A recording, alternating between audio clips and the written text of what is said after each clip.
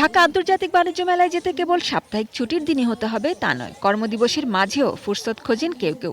সারাদিনের ক্লান্তি ভুলতে অনেকেই বেছে নেন বাণিজ্য মেলার এই কোলাহল। ক্রেতা টানতে নানা কৌশল বিক্রেতাদের। বাহারি পণ্য অফারের ডাক তো আছেই, আগন্তুকদের চোখ জুড়াতে প্যাভিলিয়ন সাজিয়েছেন ভিন্নতায়। কেউ কেউ শিশুদের আগ্রহী করতে চেয়েছেন, কেউ নারী ক্রেতাদের, কেউ আবার দেশি পণ্যে ভেতর বাহির সাজিয়েছেন পরিবেশ বান্ধব ক্রেতাদের টানতে।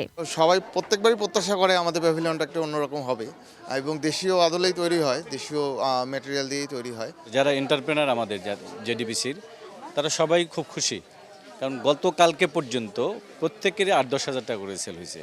অভিজাত ব্যবসায়ীদের এবার মূল টার্গেট মধ্যবিত্তরা। মাঝারি সাধ্যের মানুষের মাঝে নিজেদের পণ্য জনপ্রিয় ও উপযোগী করে ব্যবসার সুদূর প্রসারী কল্যাণ চান তারা।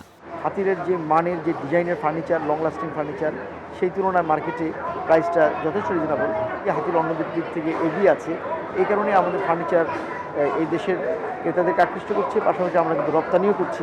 প্রতিবারের মতো এবারও মেলা শুরুর কটি দিন ক্রেতার চেয়ে দর্শনার্থী বেশি দেখছেন বিক্রেতারা। যারা আসছেন তারা আপাতত কিনছেন চলতি সময়ে কাজে লাগার মতো অল্প দামের সামগ্রী, জুতা, ব্যাগ আর এই গাড়ি দুল কিনে রাখে। সংসারের টুকিটাকি জিনিস আছে, আরএফএলের শোরুমগুলা, তারপর আরও অনেক কিছু আছে, সবই তো ভালো। ব্লেজার কেনার উদ্দেশ্য ছিল, পছন্দ হয়েছে। তারপর ফার্নিচার দেখলাম, তারপর নতুন নতুন ইলেকট্রনিক্স ডিভাইস দেখলাম।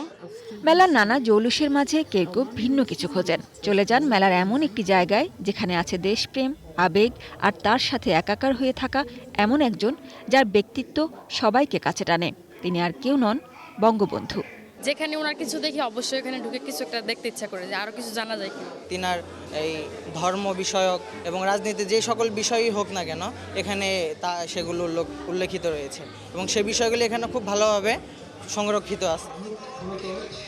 সাজেদা সুইটি, এটিএন নিউজ, ঢাকা।